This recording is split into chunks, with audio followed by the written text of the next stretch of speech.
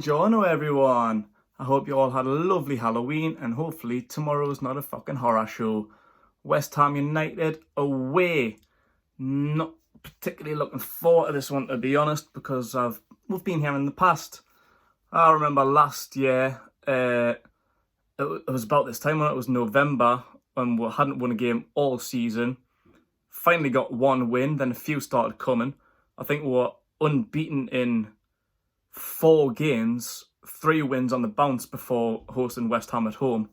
And I remember being confident as out after 3 wins on the trot, 4 unbeaten. And we got beat 3-0. I can just see this happening all over again. And the away fixture as well. I think we were like 3 unbeaten with the last 2 wins on the bounce, 3 unbeaten. The Longstaff Rice derby. Rice probably came out on top of that one, to be fair.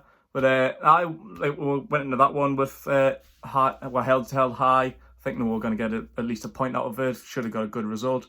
And got beat 2-0. Declan Rice obviously getting the first one. They couldn't. So, funny one, this old game. Brucey's press conference this morning. He says Carroll's back. He's been training for the last few days, so he's been looking good and he'll be included in the Matchday squad. Too early for Matt Ritchie and Fabian Schär. We thought that he might have been back this week. We only thought it was just going to be a slight knock just to rest the knee that I think he's been carrying since the Liverpool game. That was weeks ago. I think he's been carrying that injury. So he's had 1 week off. But at this rate, he says he should be okay for the Bournemouth game. Should be. That's not too promising to me. But we'll see how that goes. Luckily, Fernandes filled in quite well last week. I'll talk about him a little bit more in a sec. But Lejeune's not yet fit. Obviously, he played 45 minutes. I think it was Tuesday night or Monday night during the week. Great to see him back. Once he's back in the squad, I think he'll make a great difference. But he's not going to be in the squad. He's going to be back in the under-23 squad on Monday night, playing Aston Villa, where he's expected to get 75 to 80 minutes. I hope that's not too much for him. I hope that's not pushing him and bringing him back too early. But I don't think he'll be in next week because Brucey did say that he'll be playing Monday night. And after next week, we've got an international break where he's expected to be fit afterwards. So that's still fucking 3 weeks away. So we should have Lejeune back fit in 3 weeks' time. Who's that against? That's Villa away on the Monday night, isn't it? So pretty much 3.5 weeks until that game. So hopefully Lejeune can get a couple more minutes. I don't know if the under-23s have got many more fixtures in the international period, but if so, it'd be great to see him get some more minutes and get his fitness up, ready to play Aston Villa in 3 weeks' time. He did also say he was considering a formation change. Obviously, the strikers aren't getting goals. That's the biggest frustrating thing all season. Last week, we had to rely on 2 centre-backs to get goals. Fernandes, great assist. Lascelles, great header with the goal. And we could have got 3 points out of that. It was just a costly mistake by Dubravka. I'm going to jump straight into the lineup there. I know he says he's going to consider changing formation. He didn't say he is. But for me, I'm going to stick with the same formation for now to start with. Like same as I said last week, depending on how the game's going, we could open up a little bit more. But like I said about West Ham, they're a dangerous team. They can hit you on the counter. They haven't really been doing that well lately. What did they do? Since they beat Man United a few weeks ago, they've lost. Sorry, they haven't got a win in 5 games. No wins in 5 in all competitions. Got beat in the cup. I think was it like 4-0 against Oxford or something like that. They're sitting 10th in the league, 4 points behind us. But still, people like they've got Felipe Anderson, people like that. Like we've got some dangerous players like Hela, I believe it's called. Probably who we should have signed. He was only 22 million, I think, wasn't he? Bargained him. He started the season great. You can see he's got a goal in him. He's a young, hungry lad. Knows how to score goals. So I'll stick with 5 at the back for now. See how the game goes and maybe switch it up. I'll show you what I would do later on. But same 5 at the back. Same as last week. Dubravka in goal. Yedlin played a really good game.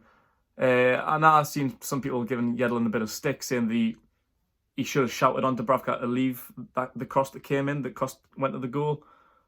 For me, I disagree. I think if your goalkeeper's going to come out, you should have trust in him to do his job. Either punch the fuck out of it or collect it. That's what he needed to do. And for Yedlin, I don't see why you would think like, oh, he's not going to get this, leave it for me. If your keeper comes out, he should have faith in it, and he should have dealt with that easier. Like, I know Dubravka's had the odd mistake in him, the most of them coming in from crosses in. He never looks comfortable for me. But if he comes out, he should just trust in him to do that. So I don't blame Yedlin in the slightest for that. Like, Dubravka's got to deal with that better for me. Fernandez turned into prime David Beckham for that cross in. Had a great game. Obviously with Shaw still being out and Lejeune as well. He should keep his place, not a problem. Captain Lascelles as well as Kieran Clark, who's been great for me for the last 4 weeks, whatever, how many games he's played in a row now. He's been class, so I'll stick with him, same three. And Willems at wing back as well. Great option going forward. Big fan of him. On the bench, same as it's been the last few weeks, Darlow, Kraft and Dummett. Yeah, so I'm going to stick with that. And then, oh, by the way, did you know I got the last 2 weeks in a row right? 100%. Been banging these predictions out. But for now, I'm gonna kind of do half prediction. That's me prediction.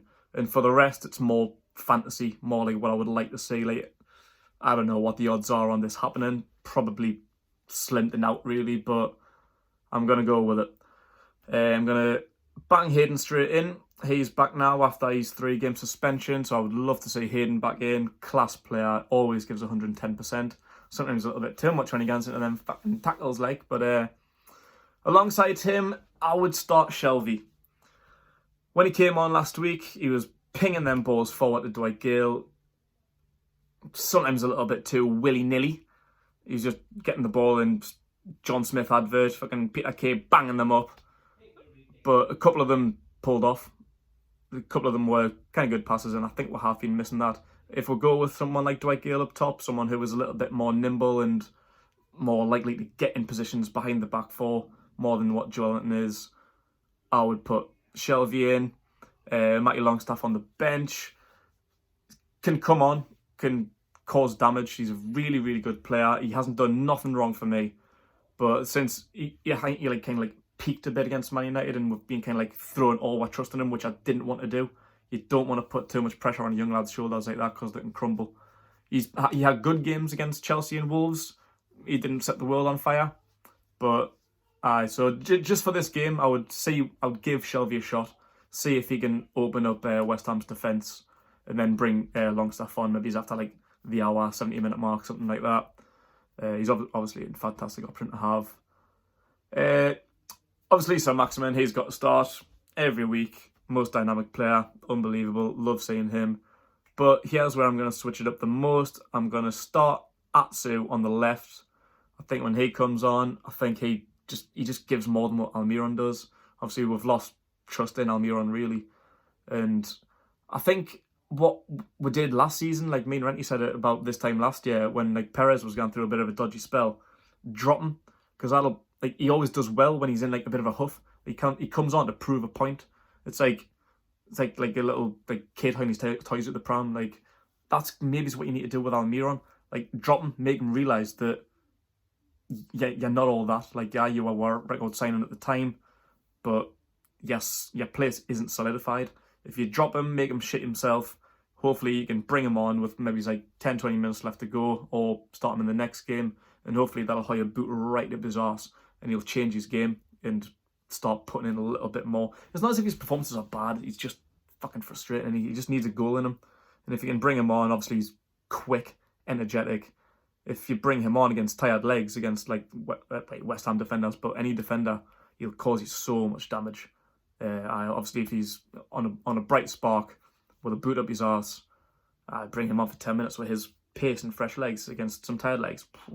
I'd love to say that, to be honest. So I would do that. And the same with up top. As I said about Shelvey's balls hitting Dwight Gale, that's exactly why I would start him. Bring Gale in, Sir Maximin, Atsu, Gale, front three. I think they could do well together, especially against a team like West Ham. And you can have Joelinton on the bench to come on, and as well as Andy Carroll against his former team. Two fantastic strike options to bring off the bench. But for me, just Gale's obviously more of a striker than what Joelinton is, and obviously Andy Carroll cannot play more than 25 minutes without breaking a leg. So Gale to start for me. I think that whole front with Hayden, Shelvey, Sir Maximin, Atsu and Gale, I think that would do great against West Ham, to be honest. I think that would be mint. I would love to see that. Obviously, with some fantastic options. Look at the bench, man. Matty Longstaff, Almiron, Joelinton and Carroll. That can cause some damage, that. I think that's a good team. Like, I would really, really consider playing that. And I think we could definitely get 3, well, maybe it's not 3 points, but I think we can do better than we have been, put it that way. I definitely think Joelinton and Almiron need to boot up their arse and give someone else a go. Atsu, Gale, bring them in, see what they're about. Hopefully, it might not work out. Could be a bit of a risk, but so what if it is? Like, we haven't really got nothing to lose at this point. I think that could do well, but Brucey's also been talking about changing his formation. So an alternative one, I would go with a 4-2-3-1. Bring Almiron in as a number 10. Or you could put Joelinton in either role there as a number 10 out on the left, which is where I think he was more comfortable playing for Hoffenheim. Like, or up top, probably not. Either as a number 10 or on the left, I would have Joelinton in. And then you've got Carroll come on up top, Almiron in his preferred position at number 10. I think that could be very, very dangerous as well, and I would love to see that if things aren't going right. But it's just the 5 at the back for me. Like I say about West Ham, like players like Felipe Anderson. Yeah, so I would definitely stick with 5 at the back to start with, see how the game goes, and possibly change it up this a little bit later on. But yeah, that's my team, and I don't really want to give a prediction, to be honest, because as I said at the start of the video, I'm a little bit worried about it because I've been optimistic against West Ham in the past and it's backfired massively. So hopefully we can get a point. It's away as well. It's always dangerous going to other teams' grounds. Big stadium, West Ham's Olympic Stadium. So I'll be very, very happy with a point against them. Let me know what you think. Put in your predicted lineup, also any fantasy lineups that you might want to see in the future. And your predictions, let me know what you think. Please like this video and subscribe to the Magpie Channel TV. And enjoy yourself.